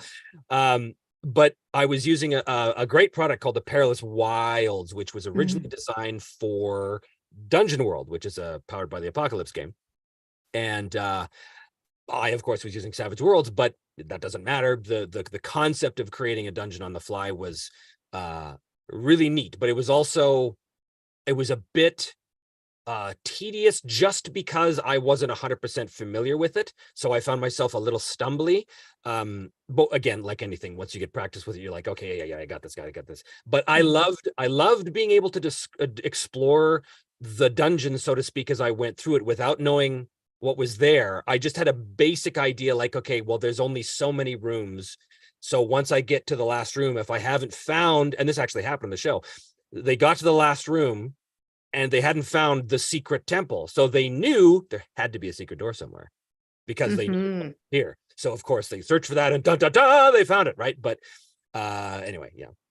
Yeah, so it really, I was actually really surprised at how you were able to create a dungeon essentially on the fly using all of those generation methods that the books. I mean, the systems are really robust. There's a lot to them that you don't need a pre-written dungeon. It can actually help you generate one. And Totally. so, and all of the tropes of like, if people's preferred style is like D&D style classic gaming, you can easily have things like traps and secret doors and magical chalices and pools full of, potion water and stuff like that. That all is easily incorporated using these systems, it seems. Yeah, totally. So yeah, gosh. All right. Well, I don't see a ton of questions that are really like things that I think we need to go into detail to. I think people have been able to ask some good questions. And so, I mean, I guess I have two last questions for Trevor here. The first one, it's a two-part thing. You have your solo videos and then you have your Sages library and sort of your advice giving videos. So of those two types of content on your channel, what do you think are your favorite of each? Like, what's your favorite Sages library? And do you have like a favorite episode or one that you're really, really proud of from your solo gameplay? Well, oh boy. So the Sages library, I really enjoy those because they're not really reviews. They're more just me talking about my experiences with these games. And of course, it's necessarily part review, obviously, because you can't talk about a game without reviewing the rules and such of it. But I think probably this is going to sound weird, and maybe I'm proud of it for the wrong reasons necessarily. But I did one on Pathfinder 2E, just because I did it with the new lighting that I have, and it looks really good. So I was like, that looks good. Of course, it's Pathfinder. I kid. All of you who love Pathfinder, you need help. No, it's great. It's a great fun game. Love it. It's definitely not to yours or my style, I think, even like, and I think you and I have different preferences in game style, and neither of us are like Pathfinder people. Yeah, so. I'm playing the game right now. In fact, I have a session tonight, and it's fun. It's fun for what it is, and it is what it is. And there are people who love that, and that's great. There's a game for everyone. A game for everyone, exactly. But in terms of the main show, that is really tough. Really tough. I'm so proud of all of it. Yep. I think, well, I'd have to go season by season. I think that in season 1, the resolution with Simon's father and how what was happening to him was an analog to a real disease that afflicts people. Again, trying not to give away too many spoilers. And it's a disease that I have personal experience with, because that particular disease killed my father. So there was a personal connection there. Although I didn't know that at the time. I didn't realize until I was editing that I went, oh, I think I'm going through therapy right now. It is therapeutic to do gaming. It is. It's like journaling, but cooler. Yeah, I think I'm dealing with the trauma of my dead father. Weird. Okay, cool. Well, let's not put that in the show description. Oh no! But then, thus art is born. Isn't that thus kind art of is born? That's right. Yes. So I was very proud of that moment. In season 2, I think the resolution at the end, which was such a surprise and such a satisfying way to deal with something that I never saw coming, and I don't think anybody in the audience saw coming. No. But it's a very, very satisfying resolution. In season 3, oh my God, there's so many. I just love. If I had to pick a favorite character, I think it'd be Edward. He was easily the most fun to play because he was the most unhinged. He was the most, you never knew with him, where he was going to go. And he was such a loose cannon. But in the end, he became like a stand-up guy. And I think just charting the arc of him and where he was in the beginning, and I mean the beginning of season 1, where he was this crazed, haunted, bloodthirsty warrior, and where he finally winds up, having had that resolution in the way that it happened. And it was a surprise to me the way that resolution happened too. But honestly, I look at that now and it kind of brings a tear to my eye because I'm like, that's perfect. The way that worked out was there. I couldn't have asked for a better way for that to unfold. So I was, and you know, the callbacks to season 1 that happened in the resolution. And, you know, I took footage from season 1 in that dream sequence that Adbert had and it put in there.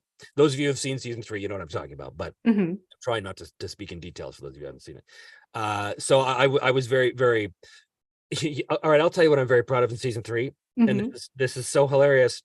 Tons of naval combat in season 3. And I designed a little naval combat mini game, which is based on the Dominion rule system that I invented. You can find on my website under the resources section, me, myself, and die.com, absolutely for free, if you're interested in such things. But the thing I'm most proud of is when the fight is happening, and I'm cutting back and forth between the little ships to show like the big long shots, and then bang on the big models where you see the characters on the ships.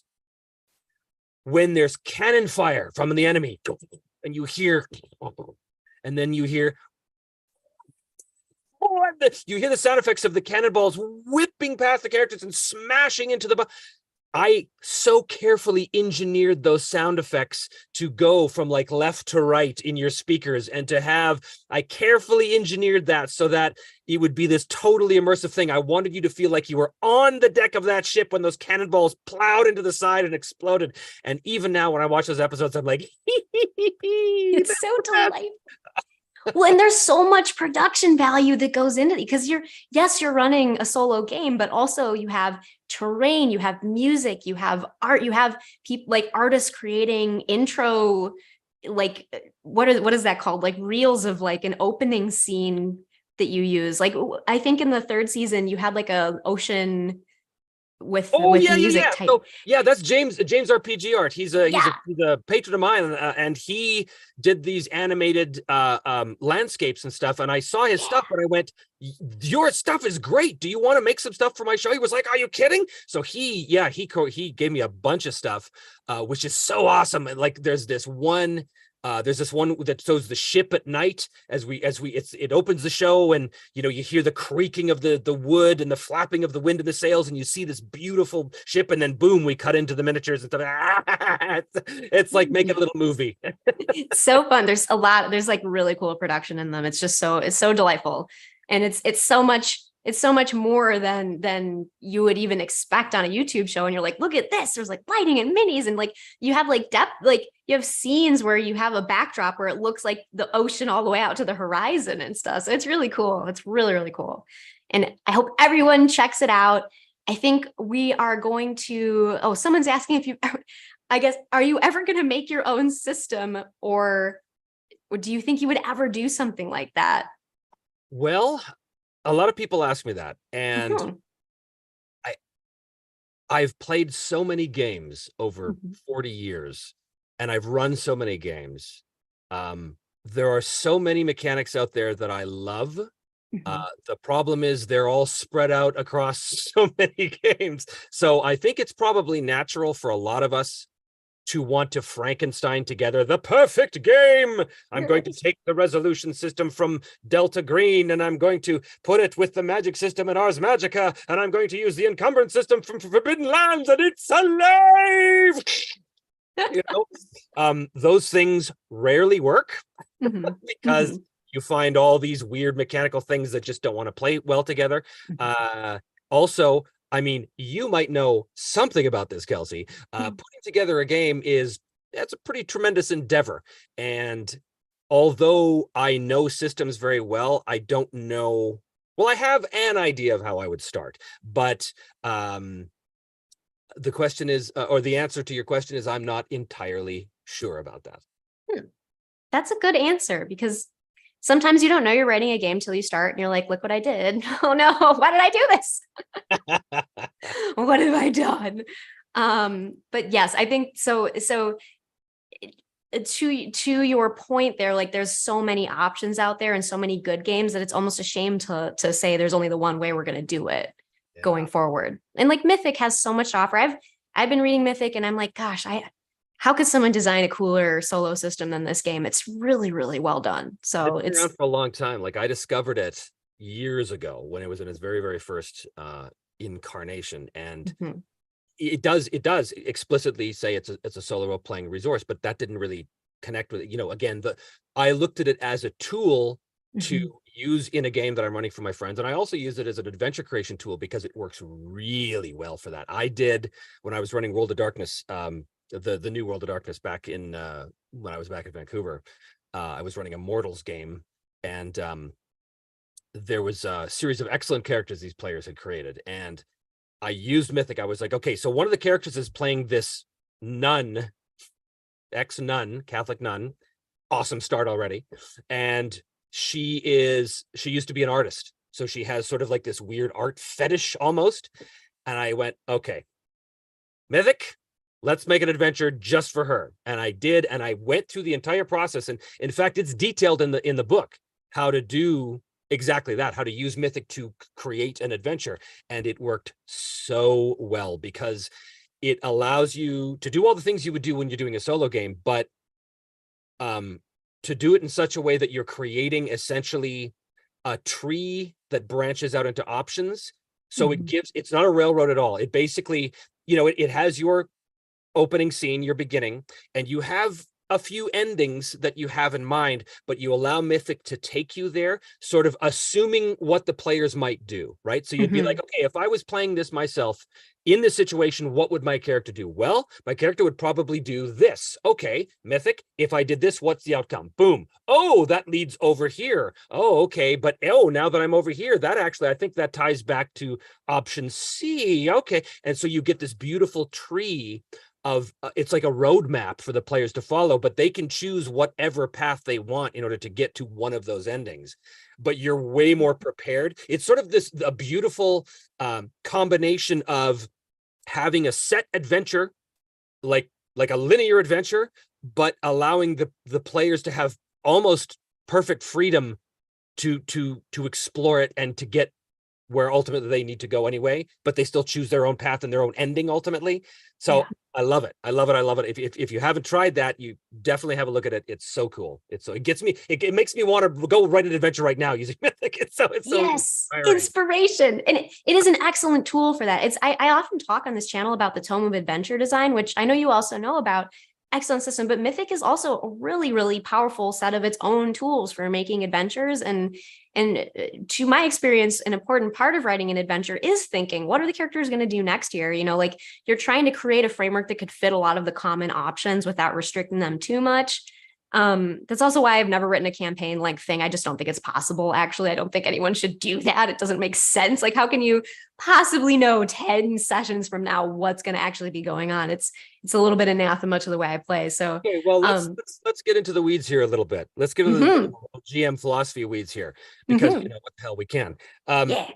So you and I think both are of a similar vein. We believe that the player characters should drive their own narrative, so to speak, right? Yeah. That they should retain their agency, that that their characters should be able to legitimately try anything those characters could legitimately try. Right.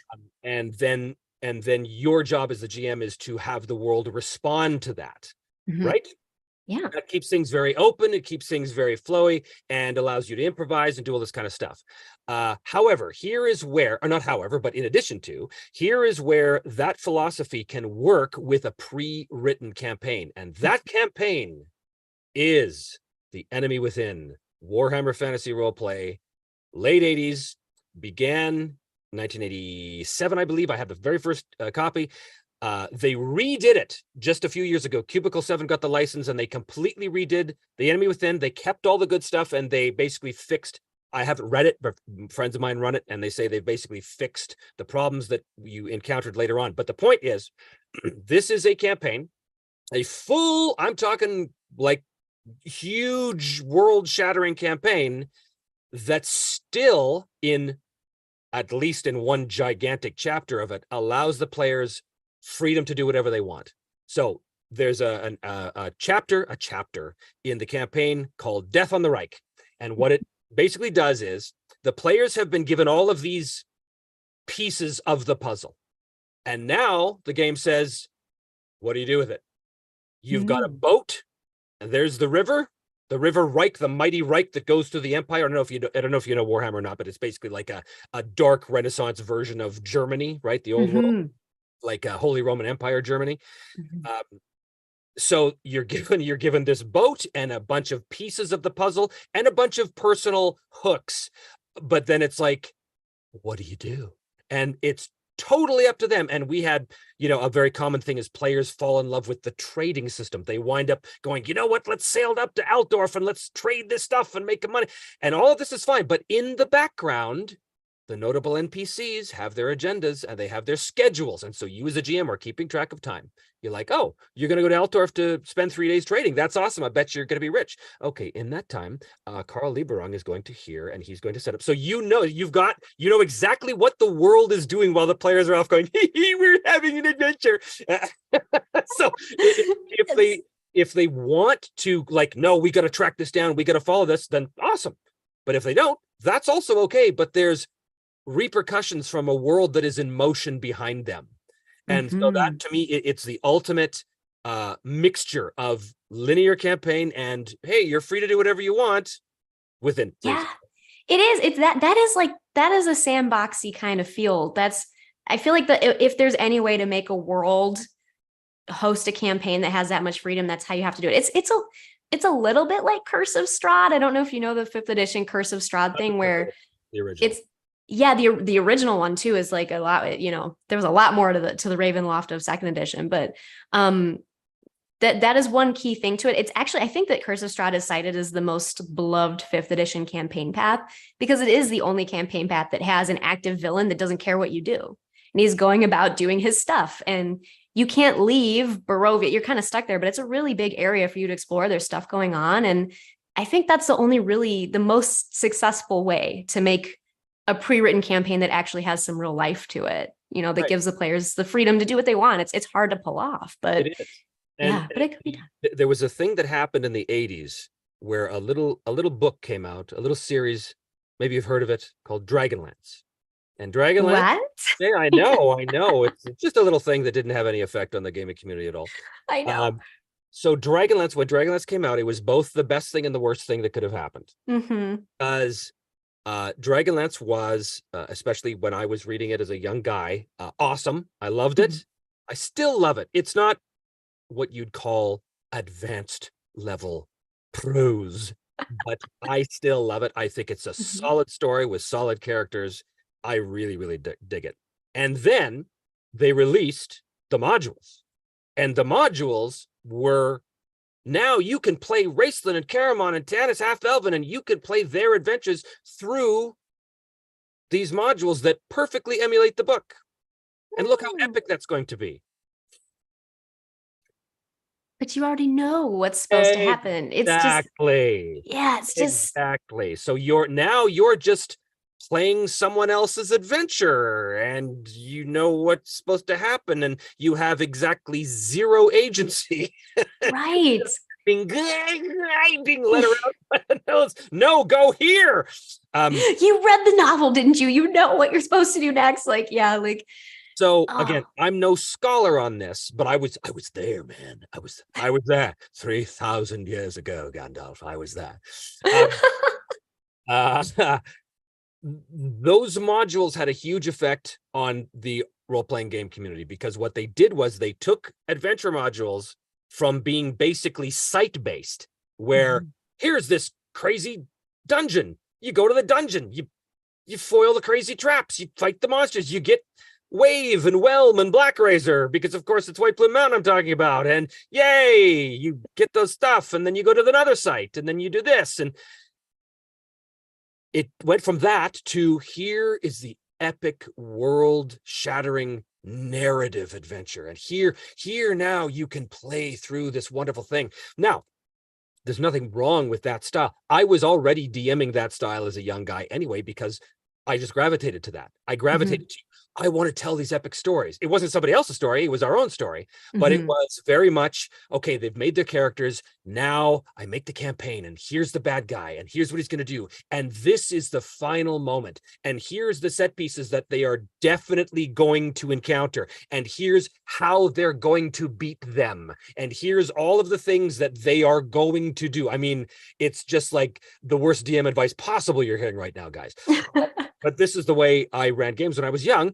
And sometimes, in fact, I would say most times, they were deeply satisfying because they were so epic and wonderful. And I was an inherent storyteller. So I knew how to give people their moment to shine. And I knew how to allow the characters to fulfill their goals and ambitions at the same time having the big epic story happen. So it wasn't terrible, gaming at all. It was super fun. However, that style then became the norm for a lot of people, especially when those Dragonlance modules came out. That became kind of the default way of playing. And at the same time that narrative style of playing was rising, and I mean narrative in terms of a pre-written adventure, right? Right. Pre-written campaign. At the same time that was rising, I was growing bored of it because I was becoming, I was realizing I don't want to know how it ends. I don't want to know until my players do.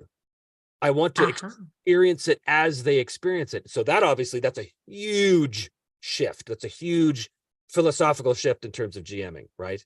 Yeah, I was going to ask you, like, when was your moment that you escaped the Matrix? Like, how did because I had a similar shift too, where I when I was younger, I was running games. I've been running games since I was like 12. So I've always enjoyed, it's my preferred role. And I would run these campaigns, and I started to, as you get more comfortable running games, you get more comfortable with not having control all the time. You think you need it at first. You think you need everything written down, every note made, every contingency planned for, and you realize you don't. And then you suddenly realize that there's a lot that you thought you needed that you don't. And you would rather, at least in my opinion, you'd rather be surprised. You want to play the game too. Yeah. And if you know everything that's going to happen, you're not playing the game. You're just spooling out the scenes as they come. So I think I had a shift that was similar to you because of that. I wonder if that is an intimidating thing for new GMs coming to this. I think it is. Yeah. I mean, there's obviously a reason why you want an introductory adventure as part of the game you buy. I mean, back in the 80s, that's the way it was. When you bought a new game, it came with the adventure, the starter adventure, the introductory adventure, the adventure at the back of the book. It was always that, right? Yep. And that was really important because it taught you as a new game master of this game what the expected play style was, and it gave you loose structure or sometimes a very tight structure, and it gave you all this stuff. So maybe we had it easy back then, but I'm trying to cast my mind into someone who's never ran a game before. They've only watched stuff on YouTube, like maybe Critical Role or whatever, and they really are attracted to the idea of running it, but they don't know how to do it without those training wheels, without those introductory adventures. How would you do it? Like, you can listen to old guards like us who say, oh no, you just improvise and you just use your inspiration. That's how you do it. You use Mythic if you want. You don't really need that tool though. Come on, you're creative. Be creative. Like right. Right. It's like, but how? That's the question. How? And it's I think that it's so interesting because especially with like Critical Role, I think that maybe people think it's scripted, but it's not, as far as I know. And yet these epic stories do come about from what they're doing. And I think it's funny that in hindsight, people get they want to create a story like one that happened in Critical Role. So they work so hard to design it, but they don't realize that game arose out of the improvisation of the players. And it really was not heavily pre-planned. So yeah. So what is it? I don't know, chat. What is it that causes people to really want that strict campaign? Is it being uncomfortable with improvising? Is it because people find that style really satisfying, or is it because they don't know there's another way to do it? That was always my assumption, and we'll get some responses here in a second. But that's why I'm very angry at a lot of Wizards of the Coast stuff, because I'm not a big D&D guy, I'm not a big 5e guy, but I've run it, I've run Fandelver, and I'm aware. I bought some of the books, some of the campaign books, like the Frost Giants curse or whatever that is. Yeah, no, yep. It's a big, The one with the frost giant on it. yeah, it's a big tour de realms kind of thing, but Right. it's actually a terrible campaign because for many reasons, the biggest problem with that campaign, and I'm trying to imagine someone who's never GM before buying this book going, wow, awesome, a campaign. Now I'll be able to know how to run a campaign. No, you won't, not of this. And if you do learn, you're learning all the wrong things, because in this campaign, first of all, the big bad of the campaign is someone that the players never hear about or encounter until the very end, as far as I can tell. And I'm like, Yeah. well, what kind of a reveal is that? Surprise! It was this person you never knew all along. Dun, dun, dun. Don't you hate them? Yeah, hate them, don't you see? It says right here you're supposed to hate them. So, and I could just imagine the players going, oh, I guess we kill it.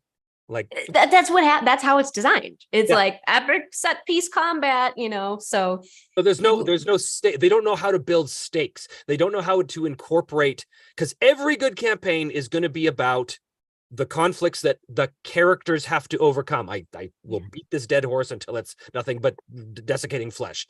That without the players having stakes, without the players being involved in wanting to overcome the obstacles that the campaign is presenting, there's no engagement from them. Why would they care? Who cares? You have to ensure that your players, whatever character they create, it's irrelevant what they create. Your job as a GM is to go, okay, you've created all these characters. How can I then take all of these pieces of your characters and give you hooks that hook directly into this setting so that now you have the impetus to want to go forward, right? Yes. Well, yes. And so that I'm always bringing us back to solo, because this is kind of a thing that you see happen in your shows where your characters all have some motivations, but there's not like some looming plot right from the start. And you take these small desires and motivations and they become the plot. And it's really, I guess, like maybe the solution to this is solo role playing, because you can't make the story up ahead of time. You get more comfortable with improvising, and you see that the story is naturally going to emerge from the problems that you kind of create for yourself. So well, that's how I do it. But there are people, as we discussed earlier, who do know the end, right? There are people that I've read about. True. They like, I want to get my character to this big epic set piece battle where he fights the guy and kills him, and because they killed his family, blah blah blah blah blah. Right. And that's their journey, is how we always know we're going to wind up here, but how do we get there? Apparently that's fun. Right. And then that makes me think, like, is our way like better, or is it just the way that we prefer? But yeah, you know how it is. I mean, you and I have been involved. We've been in this business long enough to understand where this argument leads. It's just it's everyone's got their own style. There's no such thing as one true wayism. Everybody's got, every game is going to be entirely contingent upon the personalities of the people involved. And if it's a group, then every game in the history of gaming is about that group dynamic. I don't care what the system is, what the genre is, that group dynamic is going to determine virtually everything. Right. And in solo, the group dynamic is you and how you interpret your own inspirational hooks. So the dynamic at play. Anyway, let's see what look at me taking over. Okay, well, I know. No, thank you. Here now, Jeff. I'm barely in control of this technology. I don't even know if we're still live. No, I don't know. No, we are indeed. But a lot of people don't know because they're used to video games. True. There was a video about don't use adventure modules. They're more work than creating your own thing. I actually kind of feel like that's a little true. Like I find it easier to make up my own material than to use pre-written material a lot of the time. Not all the time, but a lot of the time. I think for me, I have used a lot of pre-written material before, but I spend more time tailoring it to my own group and my own needs than anything before. And of course, that could entail a ton of work, or it could entail just changing a few details. So it depends. Yeah. What is this then? The players don't want to search for the adventure. They like a good carrot. Oh, so someone's saying their players that they have players that kind of want to be given a quest in a way. So there are groups like that. There are absolutely groups like that, which is kind of, I guess, why it's kind of conventional to write adventure hooks into an adventure. Often the agreement is we're sitting down to play like D&D tonight, and the DM's going to tell us what we're doing. Like, that's a thing. And I think I don't like the term beer and pretzels group, but I think that there's a lot of groups that play the game as purely a way to unwind after a tough week. Sure. They don't have time to learn a bunch of rules. They don't have time to think about the game all week, like I'm sure you and I do. A lot. Yes. Yes. Wake up screaming, oh my God, what's going to happen when they encounter this demon? Okay. So I think, yeah, there's a lot of people that play for those reasons. They're not, wholly invested in the whole thing. They just play because it's fun, and you get together with your friends and you roll some dice and you see what happens. And that's Right. perfectly valid. So, again, I certainly do not want to give the impression that I am preaching that there is one almighty way to play games. No, it's just things that I like and things you like and things other people like, and all of those are fine as long as your particular group is digging it, right? Yeah, I think it's fun that you and I have had a similar kind of philosophical journey to the style that we enjoy, and I think it's why your material resonates with me a lot. And I really do think that my audience, who some of them are probably watching this right now, agree because they like the kind of material I put out. Therefore, I think they like the material that you put out. So it's an interesting, yeah, it's a cool philosophy, this way of letting things happen because you want to be surprised along with your players. That's the core of what motivates me when I DM. So that's what I'm here for.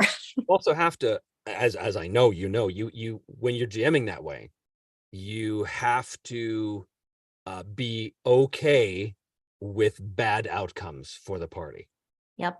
You have to be okay with making quote unquote a mistake. You have to be okay with having a situation get out of control because of the dice. The dice they'll always betray you at the worst possible moment. Oh yes. And they'll betray the players at the worst possible moment. I have a situation in my vampire game that I'm running with my guys here in town, which is fantastic. Super intense, of course, like a good vampire. But there was our last session was a big sort of little climax to a lot of things, and it was violent. There was a violent outcome that happened. It was brutally violent to the point where one of the characters almost got killed in one shot, in one shot. And while I knew that this was a possibility, part of me wasn't prepared for that. Part of me kind of panicked in that moment. Oh my God, oh my God, oh my God. And I had to sort of take a breath and go, it's not your problem now. It's not your problem now. They will deal. They will deal. And they did. And they were fucking terrified. but they dealt. They dealt. And they got out. And there's a lot of repercussions to that situation. But you have to be okay when you're GMing this way. You have to be okay with, you know what, guys? There's consequences to actions. And I'm not in control of those, because sometimes those little math rocks will say, no, it's time. Wake up. It's time to die. That is a beautiful way to frame it. I completely agree. Completely agree. But all right, you guys. Well, I do think, okay, Kelsey, one of the questions, popular systems are complex. Well, you guys, I think we covered a lot. We covered a ton. And we'll wind down our stream for now, you guys. Thank you so much for being here. And Trevor, thank you so much for coming. I'm so geeked that you did this and that we got to spend time hanging out. And yeah, my absolute pleasure. Anytime. I'll do this with you anytime. Yeah, we should maybe after I bumble my way through solo gaming, I can, have you back on and tell you how bad it was and we can laugh about it. So yeah. You shoot it, and then we'll do like a director's commentary on it. Yeah, you'd be like, well, I wouldn't have done it that way. I'm like, no. You played it wrong, Kelsey. You did it wrong. I know. Oh my gosh. But other stuff too, because like we could talk about game systems and more of the philosophy behind, because I think we both have a similar school of thought, and people who are interested in that might be interested in how we came about to that and how we foster that style of gameplay with our players. So that'd be a cool thing to talk about in the future. Yeah, there's no end of topics we could go on and on about. So. Oh yeah. Absolutely true. So that's it then, everybody, for now. And I'll catch you guys in the next one. Thanks for dealing with the tech issues. And more solo stuff coming up from me. And if you want some really good quality stuff, you know where to look now. Go check out Trevor's channel. So that's it. All right. Thanks, everybody. I'm going to figure out how to end this now. How do we do it? All right. I'm going to click end. If it hangs up, I will call you back.